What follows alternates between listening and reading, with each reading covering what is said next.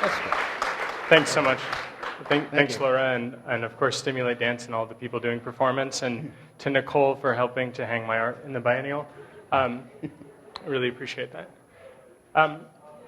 We wanted to bring this event together because we believe, Bill and I have both talked about this at length, that the way that we change the world is by getting people to care. And the way that we get them to care is to tell them things that they either didn't know or to recontextualize those things in a way that helps them to feel like they have agency to change those things. So if you have questions, I think we'll have a question and answer time a little bit later. But essentially what we hope to do is to show you some things that you don't know about, to tell you some things that maybe nobody has ever heard before. We hope there's some journalists in the audience that have a spine. And that's not a given. And we have some video clips, and Laura and I have been traveling around the world to work on a movie together, and some of these clips are a part of the movie. And so I'd like, Bill, if you could tell just a little bit about your 40 years in the NSA. I think it could maybe interest some of the people here. This is the most unlikely set of people, in a sense, to be sitting in these chairs together. But this is one of the people that inspires me and that I respect the most, having known about him only for a short period of time. He's amazing, and I think you should introduce yourself. Well, 40 years in a nutshell, I guess. My problem, or the problem I worked basically for the first 26 years I was there, was the Cold War, the Soviet problem. So I basically was a code breaker. I was actually the ones who broke the codes, who broke the ciphers and data systems, and knew how to do that. So basically I was a problem solver for that particular problem. And then they needed some technical assistance in the world, so when they formed a new group of about 6,000 people to analyze the world, they said, we need a technical director and you look like it. So that's what I evolved into that problem. And the first problem that I faced there was the World Wide Web and all of the data being passed. And so I started looking at it and I said, gee, we can't keep up with the rate at which we're falling behind. So so that basically became the problem that I focused on to solve. So, and the idea was that everybody was complaining volume, velocity, and variety is the real problem. Well, I looked at that and I said, well, those are really all positive aspects, because volume means you get more about your target, velocity means you get it faster, and variety means you get more aspects of it. So those are all positive things. So the question then became, what can you do, and how can you attack the problem to really make sense out of, say, 20 terabytes of data a minute? So Bill, could you clarify, when you talk about the World Wide Web, so for example, everybody in this room uses the internet. Are you talking about their traffic and traffic of people, just regular, everyday people, everybody? Well, I didn't focus on the U.S., okay? I never focused on the U.S. I was focused at foreign threats. So the problems I solved and the way I solved them were directed at foreign threats and foreign potential threats. Unfortunately, after 9/11, they took my solutions and directed them at this country and everybody in it. So everybody that's in this room, this is a sort of consciousness-raising moment that I think that we should share. This guy worked fighting against the Russians during the Cold War. He built solutions to spy on basically millions and potentially billions of people. Billions. And he left the NSA because each and every one of us was being targeted by the NSA as Americans on American soil talking to other Americans. That scares the shit out of me. And it's especially amazing to have him here saying this, because all this time I thought I was paranoid. I wasn't paranoid enough. And a lot of the faces I see here in the room, I think that applies to them as well. So maybe you could explain a little bit more about your leaving and what it was that happened at the end of October in 2001. Originally I was going to leave, and I announced it in the summer of 2001 because of all the corruption, fraud, waste, abuse of multiple billions on single programs, and there were several of them. So I figured a few thousand of those programs and we have our national debt, okay? Because it was all money wasted, your money, mine, everybody's. So that was the reason I was going to leave, because I couldn't see maybe if I went to private industry, maybe I could do something, but internally in NSA, it was hopeless. So, but then 9/11 happened, and I was considering staying because I wanted to stop the bad guys. That was always my objective, and they were certainly doing nasty things like here in New York and killing people just randomly, so around the world. So I was considering staying, but then after that, the decision must have been made about a week after 9/11 to just begin this program that's spying on everybody here, as well as everybody in the country, because the equipment started coming in early October, and then they had to use my people because they used my program to do it. So they had to use my contractors and coders to set the new program up. So when they were doing that, they came to me and said, gee, what they're doing now is pulling, initially, billing records on everyone in the country. So that meant that they could map your social network. To give you an idea of the magnitude, that was about 320 million records every day. So it's accumulated, it's over several trillion now, over the years. But that's just phone calls. Which phone company was that? Well, the initial one, I mean, if you, CNET News did a questionnaire. They questioned all the telecoms back in 2006, I think it was, and they published a list. It's on the web somewhere. Those who participated with NSA in spying. And they asked the same question, have you ever provided data or access to your lines to NSA? And you could tell by the ones who equivocated who were participating. If they didn't say flat out no, they were playing. Besides the ones that I knew that were participating equivocated, right? So that basically made it clear, and there were about 12 of them out of that list that were participating. And that meant they were getting email as well. And with the disclosure of that NARIS device deployed in San Francisco, in NARIS, I don't know if many of you are familiar, the NARIS Insight device will process 10 gigabits a second of data on a fiber optic line. That's like a STEM 64 fiber lines at once. And it can, according to the literature, take everything on the line. If you want everything, you can get everything. If you want specific targets, you get specific targets. Their device will do that for you. So that, to put it in a number for you, that's about 1.25 million 1,000 character emails a second, which is a little over 100 billion every day. That's the power of one device. Now, it would never be able to process that because the lines aren't loaded fully. You know, there's variations all around. So, but that's the total capacity. That's a very powerful machine. And all you have to do is buy 50 or 100 or 200 of them and sprinkle them around, and you can get everybody. And now we know that AT&T used that NARIS device in San Francisco thanks to the whistleblower Mark Klein, who worked at AT&T. There have only been a couple of people from the NSA that have come out in public about this, and basically it's Thomas Drake and Bill Binney here. Yeah, and let me add one thing about that. It's a lot of people say, "Well, I'm not doing anything, so it doesn't matter."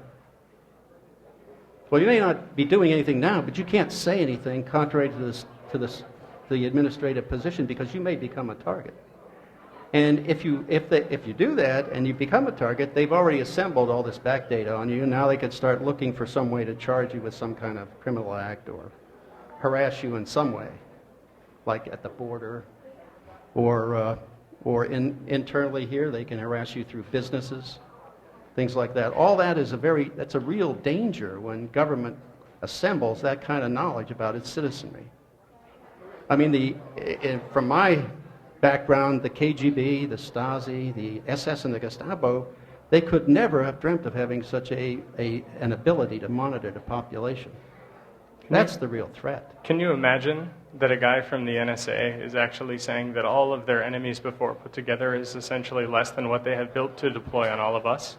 Because that's what he just said. Just to clarify that. Well, it's not, the word less doesn't really tell it. It's several orders of magnitude less. Like thousands of times less. Right. So that's AT&T, but I bet, who here has a Verizon cell phone, for example? Anybody? But surely Verizon uses different networks, right? I mean, this is a little bit of a setup here, but what about that? I mean, is there something like NARIS for Verizon? Yes, Verint, yeah. Oh, well, that was some Very ODay. similar thing. Some ODay there. It's a similar kind of Verizon? processor. So, But it simply means that if you become a target, they can load that in the base, and then they get everything on you as you do it. So as an example for this, let's say that Emmanuel Goldstein, the editor for 2600 over there, let's say that he was made a target, hypothetically. Okay. What happens to him when they decide to retroactively police him, to do data mining policing?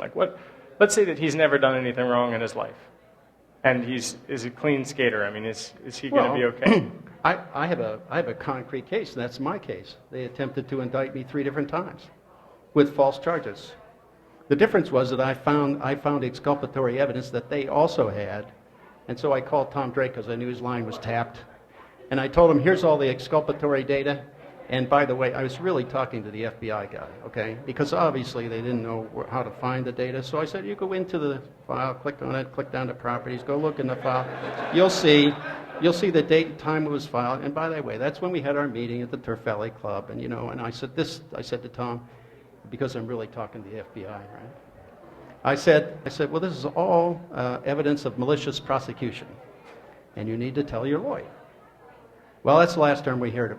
That conspiracy charge just went away. We never heard about that because they were then being threatened. That's what I was doing.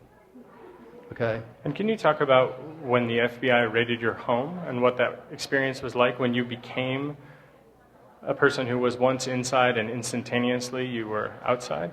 Well, basically... Where were you? I was in the shower, okay? And the guy came in and pointed a gun at me. It didn't upset me because I've been shot at before, so he didn't have his finger in the trigger. So that wasn't a... FBI for you. Real pros. So, it didn't really upset me. I just said, do you suppose I could put some clothes on? And so I did. But then they took me out and interrogated me and said they wanted, and actually at the end they said, tell us something that would implicate somebody.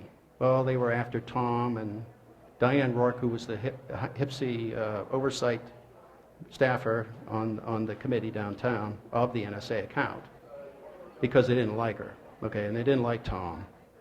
And so therefore they were after them, and they wanted somebody to give them some evidence that would implicate them. So when I couldn't do that, they said, I think you're lying. Okay, it's another tactic. But I really got pissed, okay, because I've been cooperating with these assholes for months. They were been interrogating me several times over the months. And I'd been telling them everything I knew or remembered about the program and everything.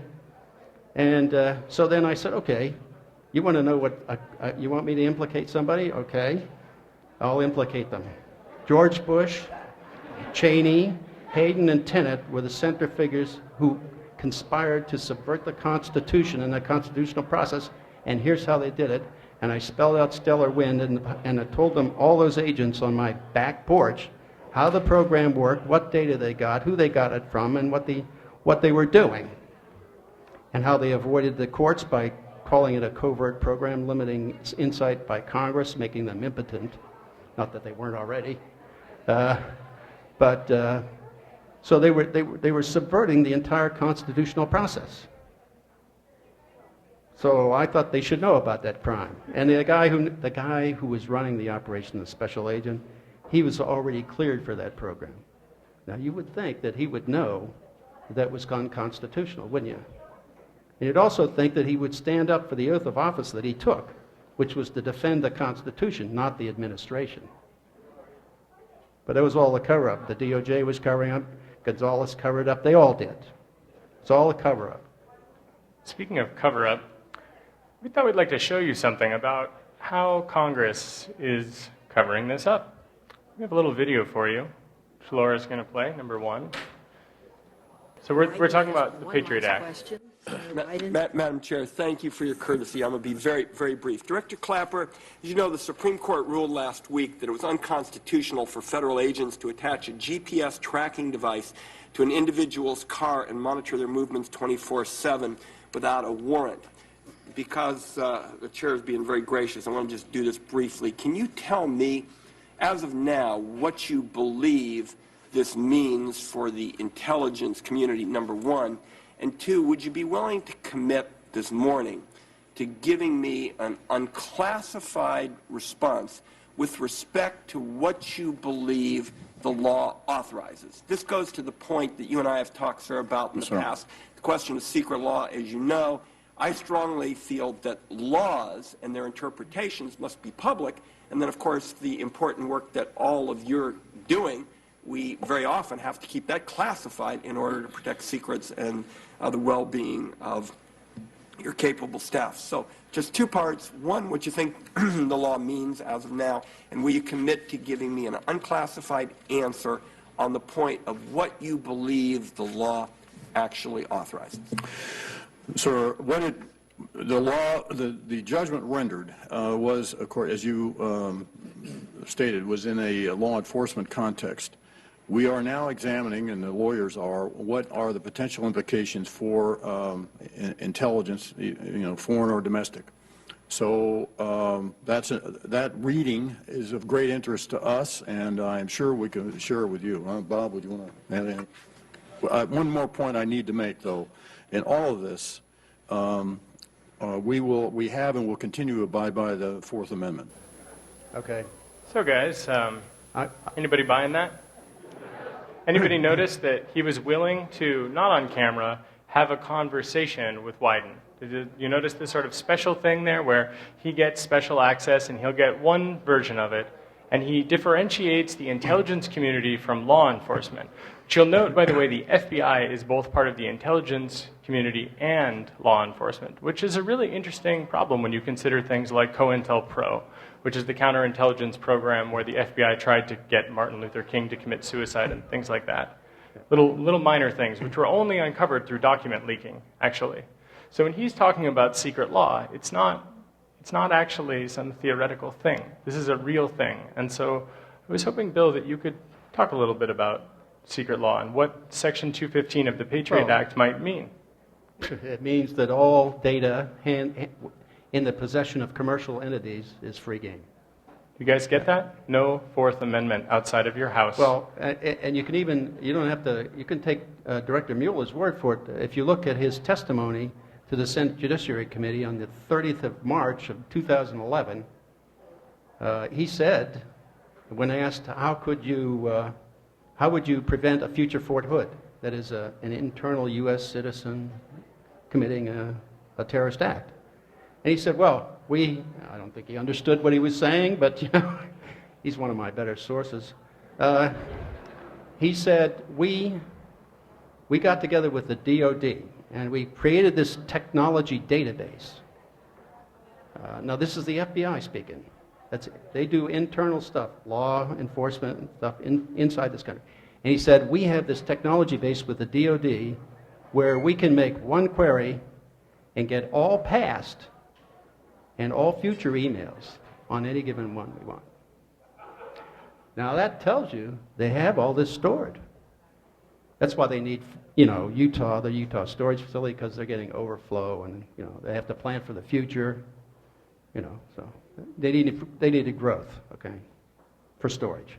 So if Section 215 of the Patriot Act is being interpreted as third parties have no right to challenge, and if any of you are familiar with the legal case that involves me about WikiLeaks with Twitter and about Sonic.net, which these ladies from the Wall Street Journal wrote about, you know that the judge has essentially said exactly the same thing that Bill has said in terms of the interpretation, that I don't have a right to challenge anything that's taking place. That in fact, maybe the company does, but the company is gagged from telling me. So this is the judiciary. This is the group of people that's supposed to be deciding when something is just and right. And they are saying that I don't have a right to consult with them about my own data because I happen to reveal it to a third party, which is an interesting thing when you consider how the internet works, which is revealing things to other parties with expectations of privacy. But you may do it in your own home, between different computers even. And this is a thing that they say they respect the Fourth Amendment on. Those things don't work. They don't work together. And to give you an idea about this, so that it's not just a theoretical thing, it's not just the intelligence community, it's not just Wyden, we'd like to play another video for you. On Monday, I had the sort of pleasure of finally getting to interrogate the FBI.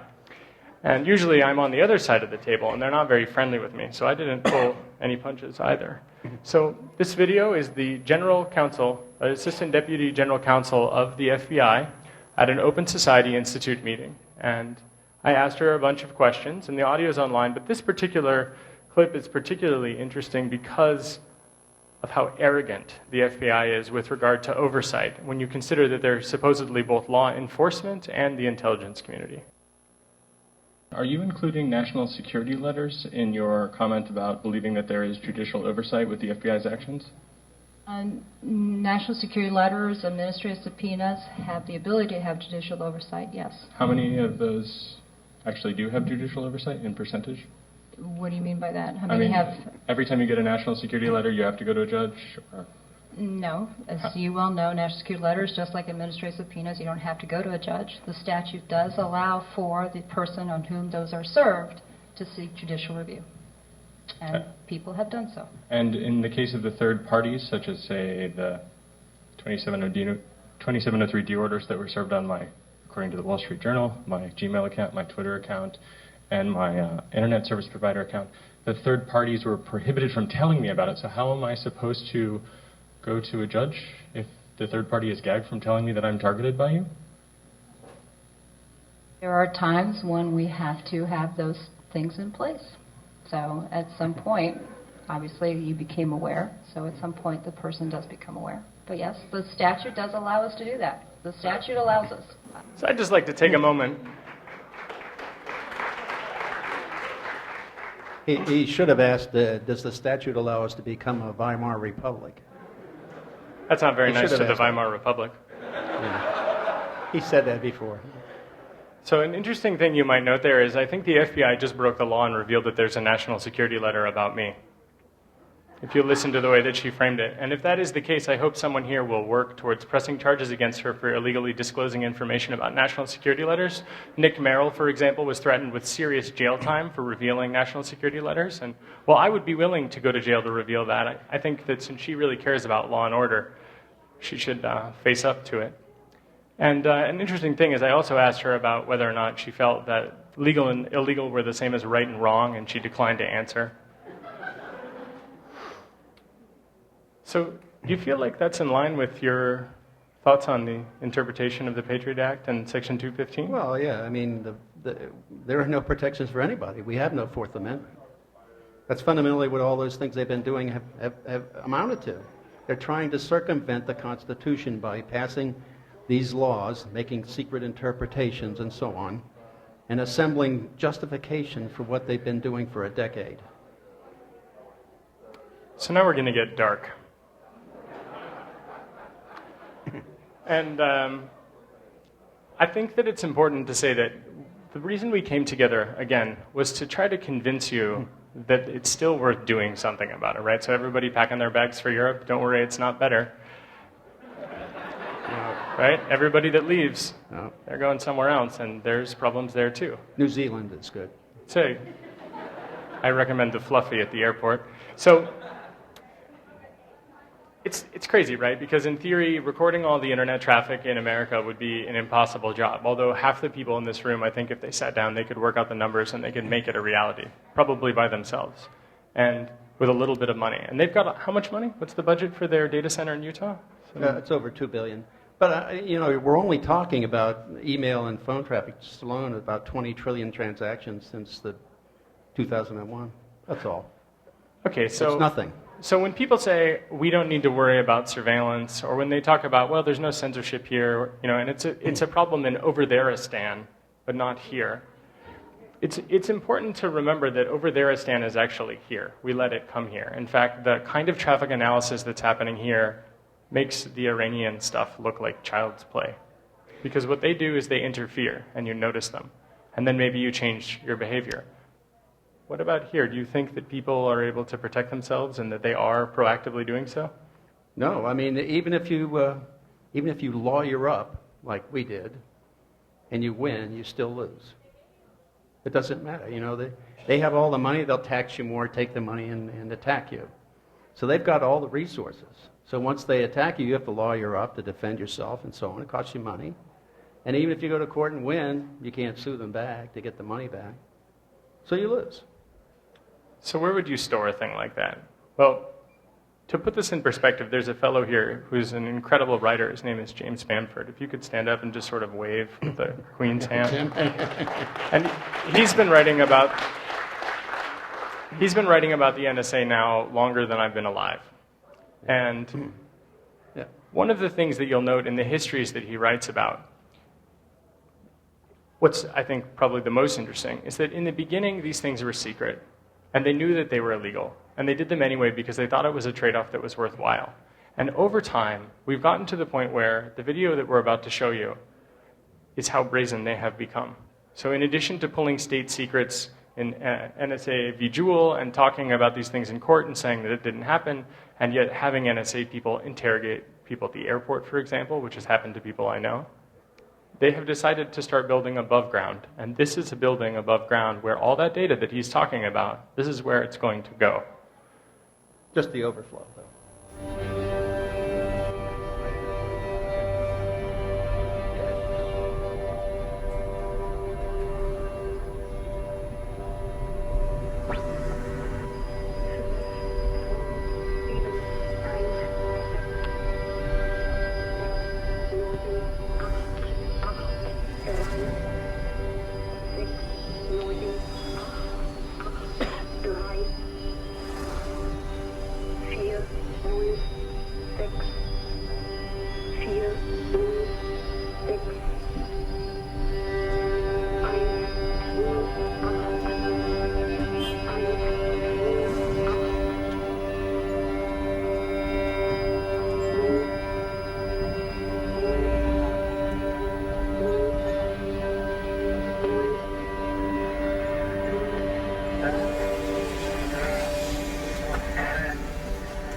That, ladies and gentlemen, is the future of this country in a data center.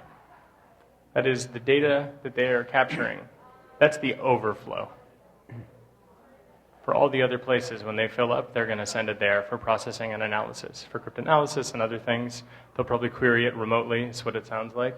For those, there'll only be about 220 staff there. Mm-hmm.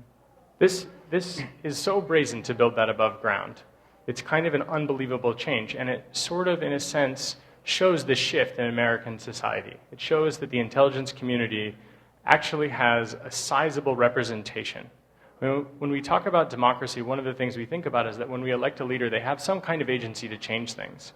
But when the president is presented with 3 options, all given to him by the intelligence community, what kind of agency does he really have to make decisions when the intelligence agencies actually provide him with the different choices? It seems to me that the answer is not very much, a little. But the intelligence agencies actually have created a division our society has never seen before in the scale that it is in. Top Secret America really discusses this at length. People with clearances are special. They are approved. They are the people that are essentially the super citizens of our society. They're allowed to know things. They're allowed to get special contracts. They get quid pro quo treatment. That data center is an example of how everybody else is going to be treated in the future in the United States, but it is also an example of what is already happening, and for the last 10 years. Some of you have probably heard the rumor about, in the 70s, the United States used to record all international phone traffic. Well, I asked Bill about that because I've always wanted to know if that was true. Bill, could you talk about the progression of surveillance from, say, the 70s in terms of international phone traffic to that giant building we just saw? Just in a couple. Well, I think James Bamford talked about some of that with the Project Samrock and Minuet, and yeah. So, and that ended, I think, in the mid-70s. The mid-70s when that ended. So but it was monitoring all telegraphs going out or all communications going outside the country to foreign countries. All of them. So, and that came out in the Church Committee, I believe. Yeah. So Jim was researching. I was breaking codes at the time. I wasn't paying attention to that, see.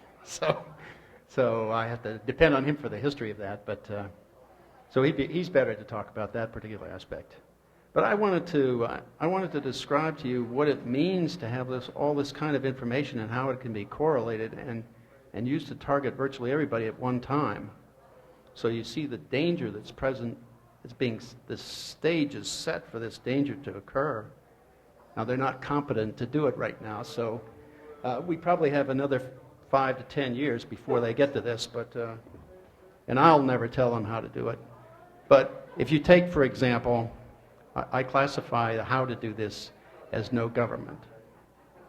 Okay, no government in the world, because you give them one, they'll share it. Okay, so you don't do that. All right. But at any rate, if you take several billion phone records, and you start building what we call a graph, that is, you're building social networks, and one node calls another, and so on. So you're building that social network. Well, it grows rather quickly up to the first couple billion entries, and then it starts topping off, because you're not adding new connections. What you're doing is repeating the ones you've already assembled, because you have a set community you call. I mean, you rarely add new people, but when you do, you would have a new connection, and you would add it to the graph. So that's one domain, if you will. And then you add your emails, and you start graphing the relationships in emails. Then you get the social networks in emails, and that's another graph. Okay, so and that could be several billion connections, covering several hundreds of millions of people, or maybe even several 100 billion transactions or connections covering 6 or 7 billion people. So the idea is then you start doing that with money transactions. Account to account, that's a relationship. Okay, so you start building that kind of social relationship for money exchange. Then you do it for all your credit cards and all that stuff, add that in, and then do it for your travels.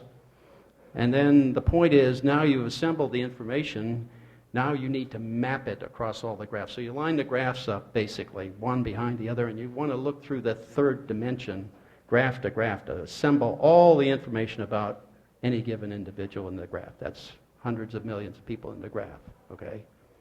And the way you do that is you pull together their attributes in a table, and if you want to target somebody, you put that person's target number in there, and all those attributes then go through that graph and pull all that data together about that person. If you become a target, then they'll look and see what they can do to charge you with something, manufacture a charge, or so on. That's the danger of all of this.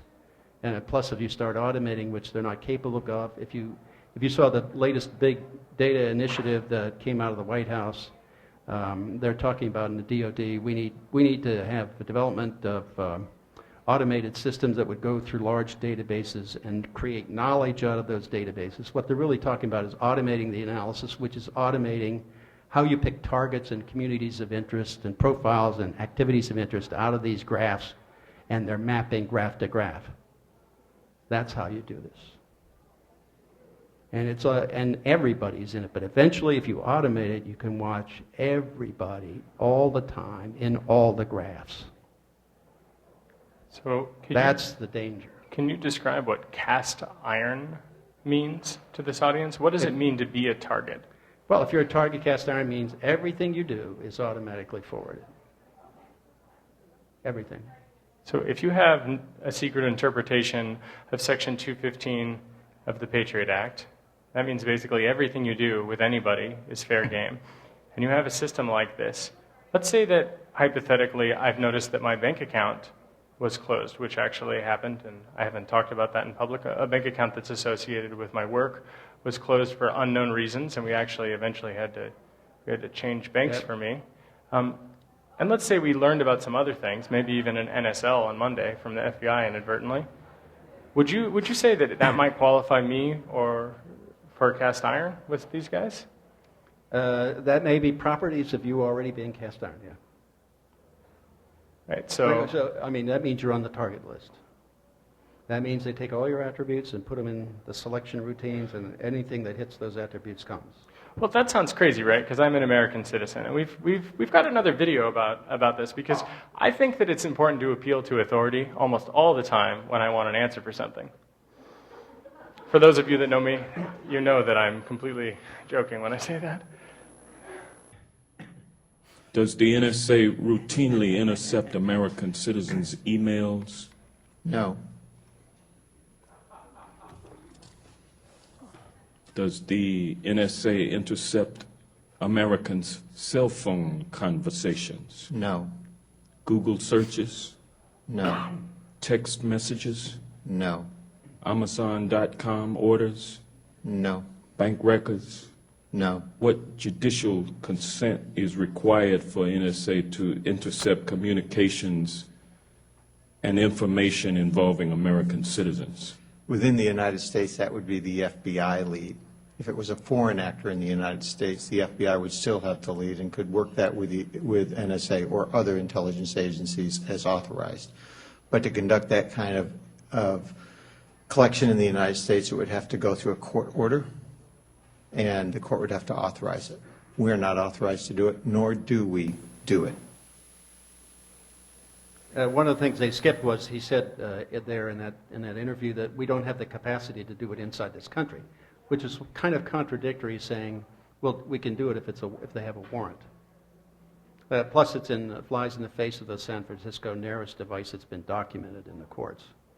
And of course, it flies in the face of what Mark Klein has said and what he's talking about, Variant with Verizon and so on.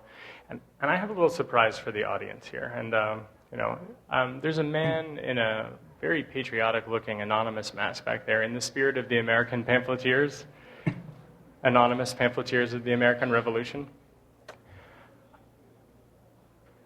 This is not from Bill. And I'm giving this to everyone here in my capacity as a journalist, which you don't need special credentials to be a journalist. Everybody here has the right to speak freely and to read and to write. And what you see in your hands there, if someone could pass me one, I'd really like to read it out loud. Just one would be perfect. Thanks. Just American citizens now getting this paper. We wouldn't want this to fall into the hands of someone that might try to subvert the Constitution. Possible domestic NSA interception points. 2651 Olive Street, St. Louis, Missouri, 63103, United States. 42 South Grand, Los Angeles, California, 90071, United States. 611 Folsom Street, San Francisco, California, 94107, United States. Hey, that address is the one that Mark Klein talked about. There's something interesting going on with these addresses, huh? Well, so here's the really interesting thing about that. In 2004, I had access to an AT&T DSL line at my home. And in 2009-ish, or 2010-ish, all the systems that I used to access from it were gone, including the system itself. And in 2010, after the US government began targeting me as a sort of, let's say, favorite guy at their customs party, the Air Force Office of Special Investigation showed up at someone's place of business and identified themselves as the Air Force Office of Special Investigation and said, we want you to show us the ARP tables in your switch for this server, for this IP address. We're interested in it. An interesting thing about this is that the server they wanted to know about was a server that had not been used probably since 2003 or 2004. And the only way that they would have known about this server, I believe, is by looking at the AT&T data retention logs. And the Air Force Office of Special Investigation, I'm told, is the cover, or one of many covers, of some NSA people on US soil. So my friend who worked at the company called me in a panic, and my telephone spontaneously rebooted and had been remotely exploited during the call, which if you do exploitation, tactical exploitation, that wasn't an accident, that was a message. This is something that's pretty terrifying, especially when you're walking down the street in the middle of the night and it's in rainy Seattle, which is already a pretty depressing and lonely place. Nice people though, good coffee. So it's interesting to note that, in theory, we don't have any standing because we can't show any harm. But I can tell you that the terror that I felt from thinking that this had occurred and knowing and putting these pictures together and hearing the questions that these Air Force people had asked, which an interesting question is, why is the U.S. military in any capacity asking civilians on U.S. soil questions? I'll go on. 51 Peachtree Circle, Northeast Atlanta, Georgia, 30303. 10 South Canal, Chicago, Illinois, 60606, United States. 30 E Street Southwest, Washington, D.C., 20024, United States. 811 10th Avenue, New York, New York, 10019, United States. Emmanuel, I hope you're on that. Yeah, that's what I thought. 12976, Hollenberg Drive, Bridgetown, MO, 63044, United States. So, ladies and gentlemen, this was given to me by someone who I have no knowledge of their identity because anonymity is almost a fetish with me. And what that means is that there is no point in jailing me for trying to release it or trying to review my source. It's just not going to happen. But what you have now is the ability to be Mark Klein. Each and every one of you can go work at AT&T. Each and every one of you can infiltrate these organizations, locations, and find out if these are, in fact, NSA listening posts. And each of you has the chance to do what Mark Klein did now. Because you have this information. And you also have the ability to surveil these locations to look for sketchy people like the NSA rolling in and out of these places. And this, ladies and gentlemen, is how we start to fight back. Because we prove that they're lying and then we hold them accountable. The reason that these addresses are on this sheet of paper is because fascism and authoritarianism has a fetish for paper trails like I have a fetish for anonymity. And what that means is that people ask for service level agreements. They ask for special things. They ask for networks which have a particular layout, and then they keep the actual production network diagrams secret. And people who work in these places understand that these SLAs, places with fiber splitters, for example, that those places have one and one use only. And especially in the context of AT and treason. So I hope that you all take this opportunity to get this piece of paper and not to consider it political theater, but to consider it quite seriously your chance at having some agency for changing things. You want to talk about targeted exploitation like these Finn Fisher guys outside who sell to the highest bidder? If you can break into computers, there are some computers that are worth breaking into. And I highly encourage you to consider that taking direct action, nonviolent direct action, when people are lying, is a righteous thing to do, especially in defense of the Constitution. And to give you an idea and a motivation, we have one last video here, which we'd like to play for you, which is actually Bill here. Here's the real grand design. Every domain, think of a domain as an activity, a specific type of activity. Phone calls, or banking is another domain, or email is another domain. So if you think of graphing each domain, and then each graph then turning it in the third dimension, the trick now is to map through all the domains in that third dimension, pulling together all the attributes that any individual has in every domain, so that now I can pull your entire life together from all those domains and map it out and show your entire life over time. Now, imagine doing that for everybody in the country. Now, Facebook is proposing to do something very close to that right now. Well, that was the whole idea of graphing. That was the whole idea. I used to think that Facebook was the largest database of Jews on the planet that worried me. I'm not worried about Facebook as much anymore. But when, a couple of years ago, before I worked on Tor, I actually had the opportunity to interview there and to talk to people. It was an interesting opportunity. And on the network technician's desk, they had a NARIS pamphlet. NARIS, the same company doing traffic inspection on AT&T, doing this data logging. The same company. And I was really surprised by this. And now my memory is not always perfect, but I believe the exact words that the technician at Facebook said was, This is the same equipment that we used on AT&T.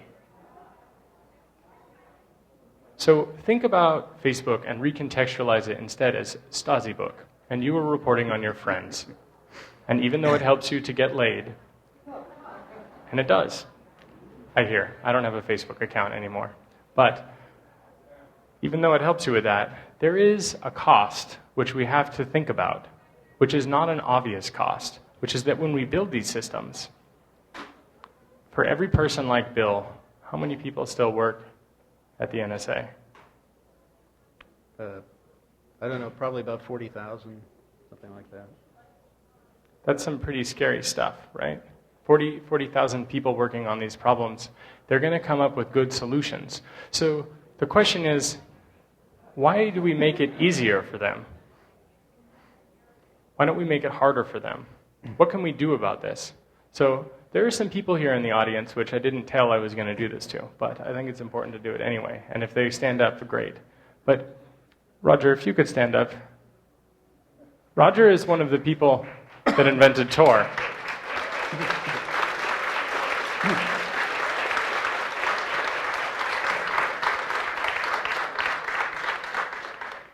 Tor is specifically designed to resist traffic analysis.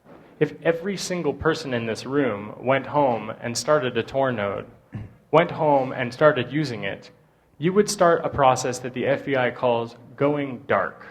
That is to say that in their dramatic expansion of police powers, which is to say they had none, now they have a lot, they're worried that they won't have enough power moving forward, so they want back doors. They call this so-called lawful interception. An interesting question about this is that how can it be lawful when the Fourth Amendment is completely disregarded? So building alternatives for that is great, but it's not really going to solve things perfectly. In fact, one of the things that Roger has pointed out to me repeatedly is that, well, the Great Firewall of China is technically easy to bypass, and lots of hackers like to talk about that. It's socially very successful in curtailing access to information and to actually changing society. So what we need is not just a technical solution, but it's good to have a stopgap like that. So using Tor might be something that I would consider if I were you. I use it all the time, and it has some problems. Sometimes it's kind of slow. But I trade that off with the how fast do I want the NSA to be able to surveil me?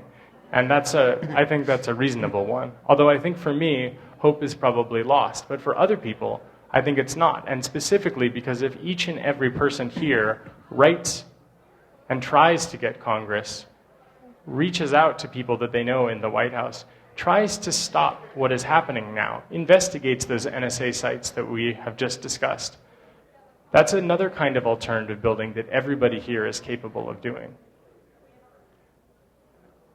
There are a couple of other people out here in the audience that I think are worth mentioning with this.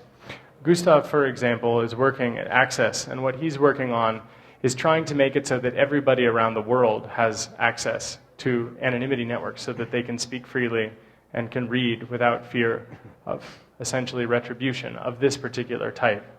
Colin, over here, if you could raise your hand a little higher, a little shy. He's from the Midwest. He's working on researching these things to find out if it's feasible. The man with the red suspenders back there from Denmark, he builds free software. Emmanuel Goldstein, if you could raise your hand, he writes 2600 Magazine to talk about ideas that, frankly, people used to get arrested for. Each of these people is working to build alternatives, and everybody else here has a story too. And so what I really encourage you to do is to not feel despair. The first thing people, when they see this type of stuff, that they say to themselves is, I'm not special. And then when they're convinced they're special, they say, I'm not going to get into any trouble. And that's fine. And then they move into, but there's nothing I can do about it anyway. Right? It's a sort of broken window theory of the surveillance state. Right? Like, oh, it's fucked. We can't do anything. Just give up. But I propose that you should try to do something about it. Not just exposing them, but rejecting when people ask you for ID. Say, no, I have the right to do these things anonymously. I should not have to show ID to enter a building. I shouldn't have to show ID when I fly. I shouldn't have to report my location. right? People say they don't want privacy until the Zeta cartel wants to know where you take out money from the ATM, or until you're a woman who is alone on the street, right? People in a position of privilege try to suggest that privacy is a thing that only criminals want, but that is a lie. And we do have the ability to change these things. And with that, I think we should move into the Q&A part of this, because I bet you guys are itching to ask some questions of Bill especially. Oh, I'd like to also point out that today is the 500th day of Julian Assange's detainment without charge. And if anybody here cares about these issues, you should remember that Julian Assange is part of the reason that we are able to stand here today and to cite facts when we talk about these things.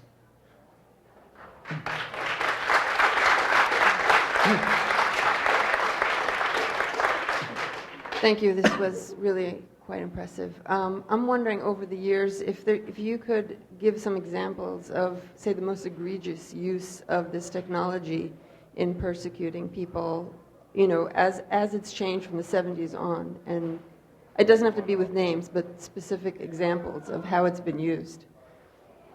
Well, I know a couple of examples. Mostly they don't let it be known what they're doing. But for example, Jim Risen has had them live. He knows they've got the list of his call records. So, and they're still trying to get him to testify in a court case. So, and they're threatening him. So, and Jessalyn Raddick, I don't know if you know her. She's one of the directors of down in the Government Accountability Office. She used to be the ethics lawyer for the DOJ, where they're supposed to have ethics. And in a case she was dealing with, she had advised the FBI not to interrogate somebody because he had a lawyer, and that lawyer was supposed to be present, and ethically that's what they're supposed to do. And they're not supposed to torture them or anything else, well, of which they did. And so, and when it came time to go to court, the court ordered the release of anything that was in the record of the DOJ or the FBI that as to what related to the case. Well, they claimed there were no documented memos on what to do ethically or what the legal position they were supposed to do, what they were legally supposed to give the rights and so on. But they said that was to the court, they said there was no documentation. Well, what they were doing, they tried to get rid of all of the documentation. So they basically put the real screws to her. Who here has heard of the CIA's alleged drone program? Anybody? Okay, you want to talk about persecution? You want to talk about how the surveillance state literally kills people? Here's how it works. Anwar al-Awlaki is a man who never had a trial, who was a homophobe and a Muslim who happened to live in Yemen. But he was an American citizen, and I say was because Obama killed him with a drone without a trial. And that's maybe okay to some people because you don't like the guy. And you don't like that when he sent emails on YouTube that is internet freedom stuff, that it really upset you what he did online. But a couple weeks later, his 16-year-old son, who just became an orphan because his father had been killed by a flying robot in the Middle East, his 16-year-old son, who is an American citizen, born in America and brought to Yemen by his father, he was killed at a barbecue by a similar drone. 16-year-old boy. That's what the surveillance state does. It destroys our ability to have free right of association, even with regard to our own bloodline, and people die. That is a concrete thing. No matter how you feel about those guys, no trial, murder. There's no need for American exceptionalism here, but that is one of the most egregious things. And now the CIA, as of last week, is asking to be able to kill people based on their metadata alone. They want to be able to do behavioral analysis and say, this guy's clearly a terrorist, even though we don't know the identity and we haven't given him a trial. Drone strike. That is a discussion that is happening now behind closed doors. And that would be based on analysis and rule-based approach on looking in graphs of metadata. So now, the stuff that he just explained. Well, you have to really question the validity of the rules they're using too, because these people aren't totally connected. Okay. Who here has ever, like as a computer hacker, ever wished they could talk to someone from the NSA and ask them questions which you're never allowed to know the answer to. Seriously, raise your hand if you have. What is that question? Hello, Noisebridger. So this question is for Bill. Yeah. I know that you did a lot of work on cryptanalysis at the NSA. Yep. We've heard a lot of rumors about what it would take to really productize the intelligence that's gathered and stored at the Utah Data Center. How close is the NSA to breaking AES? Will they be able to brute force that? I mean, it sounds like it's about a 2 to the 80th brute force attack, which if you can parallelize it across an entire corpus of, petabytes of captures, that might actually be feasible if you have $1 billion to throw the problem. Well, I have no firsthand knowledge of that, okay? So Fair. the systems I worked on were not related to that. Okay, so translation into English. America is protected by the same people that want to be able to subvert the crypto.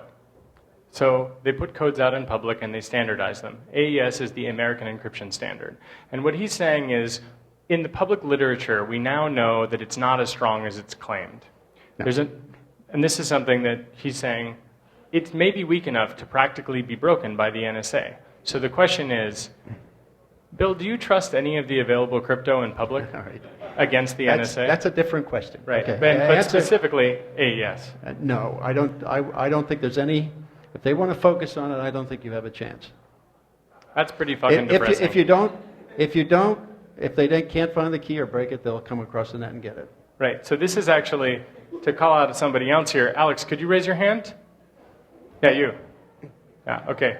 So Alex does exploitation-related stuff. He breaks into computers, like he writes exploits. He's one of the best exploit writers in the whole world. There you go. What Bill is talking about here is that if there is a time in which they can't do mathematical attacks against the crypto, they get people to break into computers in one way or another to retrieve the key. Meaning that even if the crypto is strong, practically the whole system is looked at and the keys are retrieved, and then you can do the decryption. And it sounds crazy, but Alex, what's a remote exploit for an average person's computer going for right now? Say for a web browser, like in Chrome or in Firefox? I don't know. What was it? What was the pwn to own bug at CanSec West? It was 60,000? I think 30. Yeah. 30 for the average one's Chrome was 60. So how many, with a couple $1 billion, you feel pretty good about buying bugs? So this is the thing he's talking about. To put that into another term, this is about arms dealing, right? And it's about the fact that the government has a completely secret set of weapons, effectively. And they always talk about cyber, and everyone who uses computers wants to throw up when they say cyber. But this is the other aspect of it, which is that they actually have these weapons. And at the FBI meeting on Monday, one of the things that was asked was, does the FBI have the ability to, using just a subpoena, send malware or an exploit to someone's computer? And the person actually said, I'll have to look into that. I'm not sure about that. So a subpoena, potentially. So there's a question over here, this woman with her hand up. Hi, so what is the best things that activists within the U.S. can do to secure their communications, especially over smartphones and cellular phone technologies? I'll take it. Yeah. So step one, know that you are carrying a tracking device that also happens to make phone calls. Step two, know that the New York Police Department have cell phone interception things. Specifically, they have INSI catchers. They probably have tactical exploitation. They work with the CIA. They target people for being brown and Muslim. Probably they're not too friendly. They seem like assholes in general. Encrypting your text messages with TextSecure. I'm glad you guys all hate the police as much as I do. But anyway. Encrypting your text messages, having encrypted voice over IP, for example, with private GSM or Red Phone or something along those lines, that can go a long way. But consider for a moment that meeting in person without your cell phones and not turning your phone off, but leaving it somewhere else to leave a data trail about you that is actually wrong, right? The data trail we leave behind about ourselves, it tells a story which is not necessarily true, even though it's full of facts. So when they are controlling the narrative and charging you with something, it sure would be great if you could say, my phone was here, and usually I do carry it with me, but that day I didn't. That's a very powerful thing. And using things like off-the-record messaging for chatting with people, picking services like RiseUp instead of Gmail or Calix instead of Gmail, for example, that would be useful. But just know that there are edges to all the things that you do and the limits. And know that if they're targeting you with the stuff that he's talking about, that he has essentially built, the thing that you can do is work to change the government. That's the thing. And it's not just a series of tools. It's a lifelong quest. If I could also add here, what I do is absolutely nothing. I send everything in the clear because I want them to know exactly what I think of them. And everything I send out, I make it clear that I refer to them as the Gestapo, the White House brown shirts, FF, which I refer to as Fort Fumble. That's NSA. So I basically describe how I think their competence is at best mediocre. I refer to them also as the Borg Collective. They all share one brain cell. If you know what that means, you can't have a synaptic pattern. Okay, so you can't have a thought. Okay. Last question. Is there any effort that is being done to do encrypted traffic analysis? And if so, do they do it after they have logged the data? Like if they have pinpointed you down, then they try and brute force the traffic that is encrypted? Or do they have the capability to do it in real time? Or how distant are they from achieving such a result? Do you mean... like SSL, for example. If I have a weak 1024-bit key in SSL, would you break it? Would the NSA If you started out with traffic analysis, you meant do they look at different crypt systems and categorize them by traffic analysis? And they put them in different pools to be able to brute force That's them. right, yes, that's right. And that's basically the definition of traffic analysis. That's how it started. And so they actually brute force RSA, for example? I would say whatever they need to do whatever system they're looking at, if they want to, they would try brute force. And would they be able to do it? Well, I don't think that. Well, the algorithms I'm aware of, I'm not sure, but because some of them aren't really programmed well.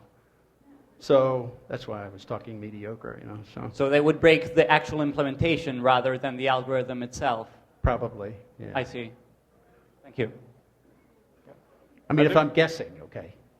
I haven't been there for 10 years, 12 years really now. Gee, it's getting. So the Whitney really, really, really wants us to go. And here's a really interesting thing, which is since I'm not really directly affiliated with it, and I've already had my art at the Whitney. If you guys want to have more question and answer, we can try to have it outside if you want, or you can occupy the Whitney right now, and it's up to you. Because this is your one and only chance before something terrible happens to both of us, potentially. I'm kidding. But remember, whatever happens to either of us, no matter what, even if there's a videotape, it was murder. No, and seriously. Bill, you agree? I make it perfectly clear to all the lawyers I have and those that I'm affiliated, I will never commit suicide. Same here. Yeah, exactly, right?